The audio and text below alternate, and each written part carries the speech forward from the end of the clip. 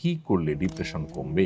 Depression থেকে রক্ষা পাওয়ার জন্য আমাদের শর্ট ভিডিও আছে ইউটিউব এবং ফেসবুকে, আপনি সেটা দেখে নিতে পারেন। সেখানে আমরা কোরআন হাদিসের আলোকে কিছু পরামর্শ দিয়েছি। প্রথমত আল্লাহ বলেছেন, আলা বিযিকরিল্লাহি তাতমাইন্নুল কুলুব। আল্লাহ তাআলার জিকির এটা মানুষের অন্তরকে প্রশান্ত করে। বিধায় অন্য ব্যস্ততা কমিয়ে আল্লাহর সাথে একান্ত যোগাযোগ বাড়ানো, আল্লাহর স্মরণ, আল্লাহর জিকির এটা বৃদ্ধি করা, এটা হবে আপনার ডিপ্রেশন দূর করবার অন্যতম উপায়। দ্বিতীয়ত হলো, ডিপ্রেশন এটা আসলে নৈরাশ্য থেকে আসে।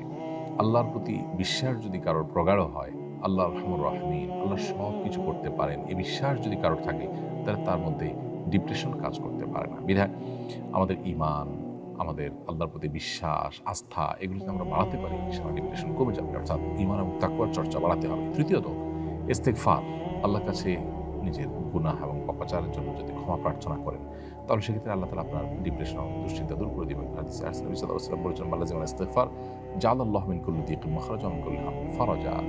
যে ব্যক্তি ইস্তেগফারকে আঁকড়ে ধরবে, অর্থাৎ সবসময় ইস্তেগফার করতেই থাকবে, আল্লাহ তাআলা তাকে সকল সংকটাপন্ন পরিস্থিতি থেকে বের হওয়ার পথ আবিষ্কার করে দিবেন। সকল পেরেশানি থেকে আল্লাহ তাআলা তাকে মুক্তি দান করবেন। এর পাশাপাশি চতুর্থ যে বিষয়টি বলতে চাই, তা হলো দুরূদ পাঠ করা। বেশি বেশি দুরূদ পাঠ করলে সেটাও আমাদের দুশ্চিন্তা, পেরেশানি, ডিপ্রেশনকে দূর করবে ইনশাআল্লাহ, কারণ দুরূদের মাধ্যমেও সেটি হবে বলে হাদিসে রয়েছে। এবং সর্বশেষ বলতে চাই যে বিশেষ দোয়া আছে নবী সাল্লাল্লাহু আলাইহি ওয়াসাল্লামের, আল্লাহুম্মা ইন্নী আউযু বিকা মিনাল হাম্মি ওয়াল হাযান। আল্লাহ আপনার কাছে টেনশন, ডিপ্রেশন, দুশ্চিন্তা থেকে পানা চাই। এই দোয়াটা বেশি করে পড়বেন, ইনশাআল্লাহ আল্লাহ তাআলা আপনাকে হেফাজত করবেন।